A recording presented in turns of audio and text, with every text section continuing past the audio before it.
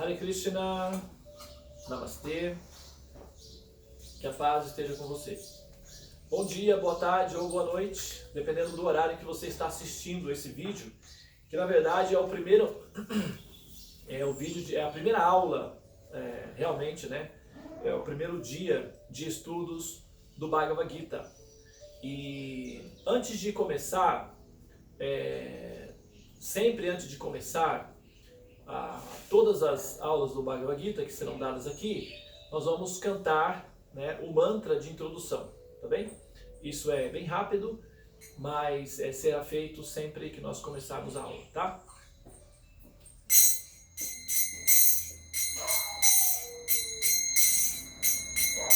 Jaya Radha Madhava Kunja Bihari Jaya Radha Madhava Kunja Bihari Jaya Gopi Janavalabha Girivaradari Jaya Gopi Janavalabha Girivaradari Jashodhanandana Braja Janaranjana Jashodhanandana Braja Janaranjana Jamuna Tira Vanachari Jamuna Tira Vanachari Jaya Radha Madhava Kunja Bihari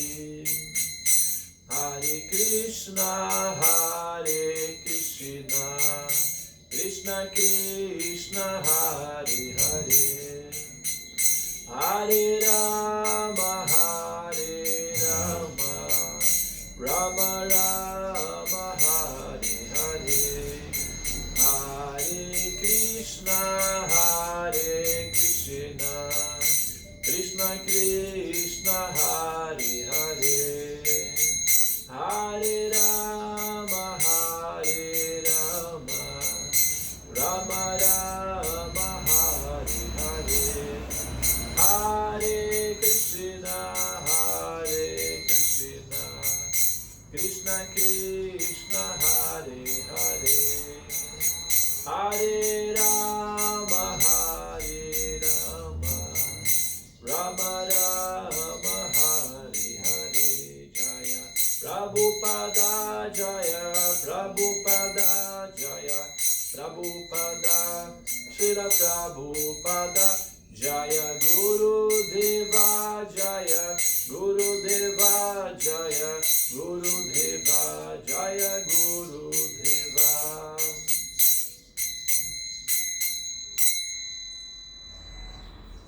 Gaura Premanandi Hari Hari Bol Srila Prabhupada Patita Pavana Ki Jai.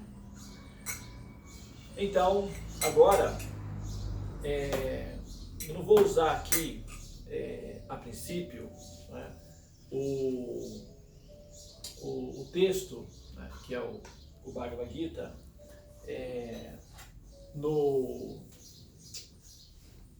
o livro físico, né? Então eu vou facilitar, porque como muitas pessoas, nós temos o Bhagavad Gita aqui, mas nós optamos por assim, facilitar, né? Porque tem muitas pessoas de várias partes do mundo, né? Tem pessoas na Alemanha, tem pessoas na Espanha, em Portugal, em diferentes áreas do mundo que estão acompanhando, né, esse estudo com a gente. E por isso, em alguns lugares eles não têm acesso ao Bhagavad Gita ainda no livro, mas aqueles que têm acompanham no livro. Eu vou fazer aqui, olha só, uma indicação que é o site Bhaktivedanta Veda Base, né? No caso Veda Base aqui para nós em português. E aí ali nós temos o Bhagavad Gita completinho, facinho de ser acompanhado. E nós vamos utilizar esse site como referência para o estudo que nós estamos fazendo. Por quê? Nós vamos estudar o Bhagavad Gita como ele é, né? que foi a tradução oferecida por sua divina graça A.C. Bhaktivedanta Swami Prabhupada, que é o mestre espiritual que fundou a ISKCON, a Sociedade Internacional para a Consciência de Krishna, e espalhou, não é, o Bhagavad Gita, tornou o Bhagavad Gita popular no mundo todo através dos devotos de Krishna. O autor, não é, do Bhagavad Gita, como ele é. O Bhagavad Gita é um livro milenar, mas a tradução, dependendo como é feita a tradução e a interpretação da tradução, dá uma conclusão final. Nós vamos partir da conclusão do Bhagavad Gita como ele é, de sua divina graça, Srila Prabhupada. O nome dele era Abhay Charan B, mas o título honorífico, o título espiritual é Bhaktivedanta Swami Prabhupada. O título Prabhupada foi adquirido depois que ele fundou a Sociedade Internacional para a Consciência de Krishna e se tornou o Acharya, quer dizer, o mestre original para a ISKCON, a Sociedade Internacional para a Consciência de Krishna. Tá bem? Então, nós vamos deixar aí na descrição o endereço do site a Veda Base, ou Veda Base. Né? E aí você pode ter a opção lá em várias línguas, no inglês, no francês, no italiano e no português também. Ok? Bom, a primeira parte do Bhagavad Gita chama-se Montando o Cenário. Né? E é por aí que nós vamos começar. Né? A contextualização do Bhagavad Gita. Cada aula dessa vai durar 25 minutos, tá? Não mais que 25 minutos. Pode ser que até que a gente divida as aulas em duas etapas de 25 se for necessário. Mas cada aula dessa vai durar apenas 25 minutos, tá bom? Muito bem. Bom, essa canção inicial que nós fizemos, que foi o mantra Jayarada Madhava, é um mantra clássico da linha Vaishnava, que é entoado em todas as aulas, antes de começar qualquer dissertação, descrição dos textos védicos. Porém, o mantra realmente que deve ser entoado antes de abrir uma escritura sagrada para os Vedas é o mantra Om Namo Bhagavate Vasudevaya. Nós vamos entoar esse mantra 3 vezes. Eu vou até convidar você para que entoe também junto comigo o mantra. Depois eu explico o que significa o mantra, tá bom? Por favor, feche os seus olhos. Se possível, sente-se numa postura adequada, porque você vai entoar o mantra. Então, toda vez que se entoa o mantra, na medida em que você se posiciona, por isso que é muito conhecida dentro do compêndio védico a posição de lótus, a forma da posição de lótus de se sentar. Que essa posição, na verdade, chama-se um mudra. Mudra significa a maneira como você se... o mudra é a combinação de gestos corporais que mandam uma mensagem para o universo. Então, diante de escrituras sagradas, se você estiver sentado, pelo menos na parte inicial, na introdução, se você estiver sentado ou sentada da maneira apropriada, então essa posição manda uma mensagem para as autoridades superiores, para os mestres, para os ascensos, que é a mensagem de que você está predisposto física, psicológica e espiritualmente para aquele conhecimento. Então todas essas 3 etapas têm que estar alinhadas: mental, psicológico, mental, espiritual e físico. Então espiritualmente você está alinhado porque você está aí ouvindo o Bhagavad Gita. Mentalmente você está alinhado porque você está aí com a sua mente voltado para aprender o Bhagavad Gita. Agora, fisicamente, você tem que demonstrar essa harmonia. Então, a posição correta de se sentar para ouvir as escrituras é uma posição que demonstre um estado de despertar. A posição mais perfeita é a posição de lótus, porque isso daí também tem a ver com o mecanismo de ativar a Kundalini, que vai chegar lá em cima na glândula pineal e descalcificar a glândula pineal para tornar o cérebro mais potencializado para entender assuntos metafísicos. Mas se você não puder se sentar na posição de lótus, eu sugiro que você ao menos sente-se de maneira confortável, procure manter ao menos a coluna ereta nesse momento, feche os olhos e nós vamos repetir 3 vezes o mantra Om Namo Bhagavate Vasudevaya. Então, sempre que eu disser, nós vamos entoar o mantra de abertura, então você já se posiciona da maneira correta, fecha os olhos e me acompanhe, ok? Muito bem, por favor, vamos começar então com o mantra de abertura. Repitam comigo. Om Namo Bhagavate Vasudevaya. Om Namo Bhagavate Vasudevaya. Om Namo Bhagavate Vasudevaya. Hare Krishna. Muito bem. Então agora a gente vai começar aqui com o Bhagavad Gita, montando o cenário. Você pode deixar aí a página já aberta, né? Clicando, olha lá, montando o cenário.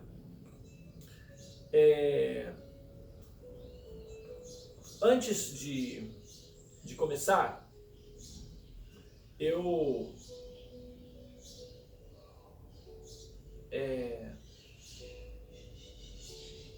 aqui vai fazer mais uma breve contextualização, né? Porque isso vai ser uma série de contextualizações. Se você não tiver acostumado, né, possivelmente não, com a linguagem dos Vedas, existem muitas palavras em sânscrito, e algumas delas eu vou explicar e outras eu simplesmente vou assim, ler. Se você tiver curiosidade de saber o significado específico daquela palavra, você me avisa. Mas aqui, por exemplo, ó, já começa falando do Mahabharata. Tá? Então não é Mahabharata. Porque tem as pessoas que falam, o Mahabharata. Né? Não é Mahabharata. A maneira de soletrar é Mahabharata. Mahabharata. Também tem uma polêmica se fala o Bhagavad Gita ou a Bhagavad Gita. Né? Uma polêmica assim, entre os gramáticos em relação a isso daí. Mas, assim, quando você menciona a canção Bhagavad Gita, né, nós estamos estudando a Bhagavad Gita, que é a canção, que é o texto do livro Bhagavad Gita. Se você estiver se referindo ao livro Bhagavad Gita, então não tem problema mencionar o livro Bhagavad Gita, porque está no masculino. Você está se referindo ao livro. Estamos estudando o Bhagavad Gita. O que nós estamos estudando? O livro Bhagavad Gita. Então, se você falar o Bhagavad Gita ou a Bhagavad Gita, não se preocupe, tá ok, tá? Existe essa tentativa de, como aquela história de yoga ou xerox ou xerox, o Bhagavad Gita ou a Bhagavad Gita, tanto faz, tá ok. Porque, subentende-se, se você estiver falando o Bhagavad Gita, você está mencionando o livro Bhagavad Gita. Então está no masculino, não tem discordância nenhuma. Agora, se você falar a Bhagavad Gita, também não está errado. As duas formas estão corretas. Então, não é necessário criar muita confusão técnica em relação a isso, porque o ideal é focar na essência. E a essência é o conhecimento que está contido nesses textos, né? Nos textos do Bhagavad Gita, nos textos do livro Bhagavad Gita ou nos textos da Bhagavad Gita, que é a canção, né? Assim como se refere. A canção pode também se referir-se ao livro, ok? Muito bem. Então nós vamos ler aqui, olha só, embora seja em si amplamente publicado e lido o Bhagavad Gita. Então está escrito o Bhagavad Gita. Algumas pessoas que já estão acostumadas com essa questão da polêmica o Bhagavad Gita ou a Bhagavad Gita, pode pensar assim, mas está errado. Não tem nada a ver, tá? Então a menção é o Bhagavad Gita, o livro Bhagavad Gita. E quando você for pensar em Bhagavad Gita enquanto a conversa de Arjuna com Krishna, então é a Bhagavad Gita, tá tudo ok, tá? Então, o Bhagavad Gita ou a Bhagavad Gita, isso tudo está correto, porém a forma de falar não é Mahabharata, tá? É Mahabharata, ok? Muito bem. Esse é um ponto que eu já gostaria de mencionar aqui para vocês, tá bom? Muito bem, eu vou então ler assim, hoje eu vou ler, porque montando o cenário, são várias páginas, né? Se você colocar aí, por exemplo, o prefácio, no caso, né? O cenário, montando o cenário até que ele é curto. Eu vou tentar fazer a leitura completa, se não extrapola o tempo, mas vamos lá então. Montando o cenário, Bhagavad Gita. Embora seja em si amplamente publicado e lido, o Bhagavad Gita aparece originalmente como um episódio do Mahabharata. O Mahabharata é uma epopeia com vários livros. O Bhagavad Gita é um dos livros, é um dos capítulos do Mahabharata. Conta a história, é o épico que conta a história da Índia, dos reis originais que deram aí a cara da Índia, né? Como ela é conhecida hoje. O épico sânscrito que narra a história do mundo antigo. O Mahabharata alude a eventos que se estendem até a presente era de Kali. Foi no início desta era, cerca de 50 séculos atrás, que o Senhor Krishna falou o Bhagavad Gita, falou o livro Bhagavad Gita, a seu amigo e devoto Arjuna. Bom, 50 séculos atrás remonta a 5.000 anos. Então, os estudos que foram feitos da cronologia do Bhagavad Gita indica que esse texto ele foi compilado, ele foi falado há mais ou menos 5.000 anos atrás, que coincide justamente com o período da transição da era anterior para a era de Kali Yuga, que é a era que nós estamos vivendo. Então, as eras são divididas em 4: Satya, Dwapara, Treta Yuga e Kali Yuga. Então, na transição da Treta Yuga para a Kali Yuga, que é a era que nós estamos vivendo, nesse período, que é uma transição, que é como se fosse um crepúsculo, apareceu Krishna. E Krishna, então, foi o expositor do Bhagavad Gita. Na verdade, esse conhecimento, que é a canção Gita, ele já é um conhecimento milenar, anterior a esse momento. Até o próprio Krishna, durante a conversa com Arjuna, ele mesmo menciona que esse conhecimento, que é o conhecimento do Bhagavad Gita, estava perdido há muitos milênios. E ele veio então para restabelecer essa conclusão e torná-la visual novamente. E é o que nós estamos fazendo aqui agora. Bom, os colóquios entre eles, um dos mais grandiosos diálogos filosóficos e religiosos que o homem conhece, aconteceram pouco antes do início de uma guerra, um grande conflito fratricida entre os 100 filhos de Dhritarashtra e do outro lado oposto, seus primos, os Pandavas, ou filhos de Pandu. Então, veja bem, olha só, nós temos aqui a seguinte situação, né? Foi mencionado aqui já Dhritarashtra, os filhos de Dhritarashtra e os filhos de Pandu, ou os Pandavas. E era uma guerra fratricida, né? O que acontece aí, o que aconteceu aí, é que os filhos de Dhritarashtra, que era um rei da dinastia daquele período, Dhritarashtra, ele assumiu o trono provisoriamente porque ele era cego, então ele não podia dirigir um reino legalmente, não assim, oficialmente.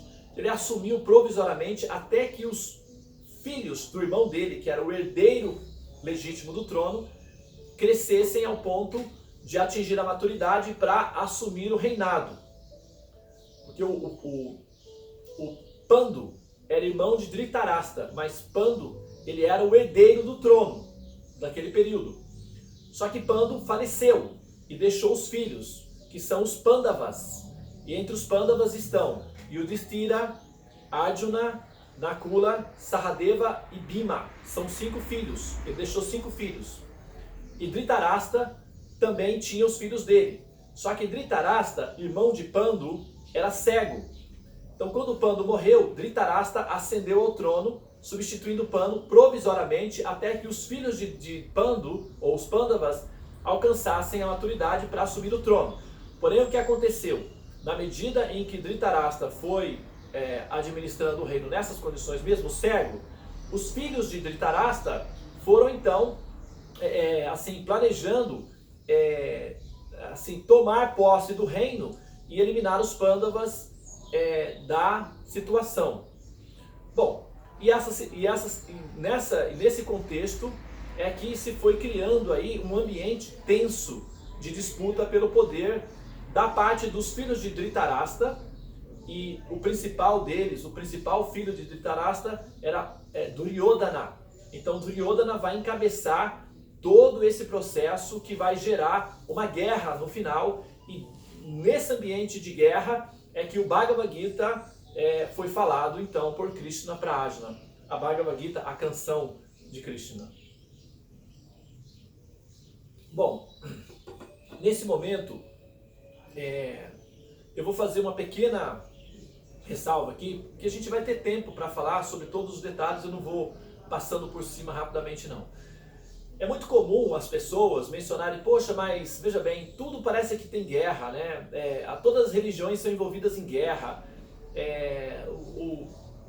Tem religiões que fazem guerras santas, cruzadas. Agora, o Bhagavad Gita, a canção da paz, a canção do Supremo, tem uma guerra envolvida. Sempre tudo tem que ter guerra. Inclusive, quando Deus está presente, parece que as manifestações são sempre envolvidas com guerras. Não é? E isso é muito colocado, principalmente pelos ateus. Né? Eu gostaria de, até aqui, fazer uma menção, não é? Um agradecimento no sentido para os ateus, né? Que estão contribuindo significativamente para o progresso do conhecimento espiritual na humanidade. Eu vou fazer uma pausa para uma curiosidade. Não sei se você conhece esse símbolo aqui, olha. Esse símbolo aqui, eu não vou fazer merchandising, né? Mas você deve conhecer esse símbolo aqui, que é a maçãzinha mordida. Uma vez eu estava assistindo uma palestra de um pastor evangélico e ele estava muito bravo com os ateus e falando mal dos ateus e reclamando e tal. E ele estava usando um equipamento como esse daqui com uma maçãzinha, porque fica brilhando, fica bem, né, fácil de ver a maçãzinha. E aí eu estava pensando assim, poxa vida, que interessante, né? Que contradição. Se ele soubesse que esse equipamento foi criado por um ateu e esse símbolo, na verdade, é um símbolo para homenagear um dos cientistas mais importantes do século XX, e ele era ateu, foi o criador do computador moderno, o senhor Turing, inclusive Turing, ele conseguiu reduzir significativamente a destruição da Segunda Guerra Mundial devido à inteligência mecânica dele ao criar computadores que podiam decifrar códigos criptografados. Tem até um filme, até sugiro que você assista o filme, chama-se Enigma. Esse filme conta a história do cientista Turing, que inventou o computador moderno. Né? Esse cientista, esse pesquisador, ele era homossexual e ateu. Né? E na época da Segunda Guerra Mundial, ele era ali na região da Inglaterra, da Irlanda, né? Naquele país assim, bem puritano, religioso, e ele era homossexual e ateu. Então, depois da Segunda Guerra Mundial, ele criou uma máquina chamada Enigma. Ele criou uma máquina para decifrar os códigos de uma máquina criada pelos alemães chamada Enigma. E com isso surgiu o primeiro computador moderno.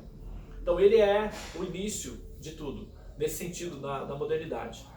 E claro, depois que passou a Segunda Guerra, ele foi então, de certa forma, perseguido, né, pela comunidade e por algum motivo político e religioso. Ele foi convidado então a passar por um tratamento de recuperação anti-gay, né, como tem o kit anti-gay e tal. Naquela época também tentaram fazer com ele um tratamento anti-gay, e ele rejeitou esse tratamento anti-gay, e ele então, assim, as declarações dele, né, como ateu e tudo, então a comunidade, né, as autoridades ficaram bastante aborrecidas com ele, e acabou que culminou numa prisão, né, então ele ficaria aprisionado. Um amigo dele sugeriu então que ele saísse de cena, desaparecesse. E dentro desse contexto, então foi oferecido para ele uma maçã envenenada. E ele se suicidou comendo uma maçã envenenada. Então ele mordeu a maçã porque ele estava desgostoso, né, também com aquela situação toda, aquela perseguição toda. Então ele comeu a maçã com veneno. E ele foi um suicídio, basicamente, né? E a maçãzinha ficou mordida e o Turing faleceu. Quando o Steve Jobs criou a Apple, então ele quis fazer uma homenagem a esse cientista. Daí ele deu esse símbolo como sendo aí a homenagem dele para o Turing, que foi então o que possibilitou, não é, todo esse movimento que acabou culminando aqui nesses equipamentos super fantásticos que facilita toda a nossa comunicação, né?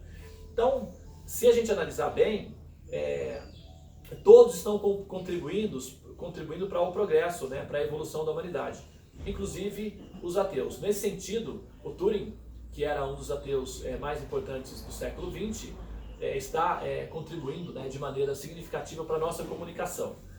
Mas isso foi apenas uma curiosidade. Então, agora voltando aqui ao contexto, não é, do Bhagavad Gita, então nós temos o Bhagavad Gita, que é uma canção de paz, de entusiasmo, de autorrealização, falada durante uma guerra.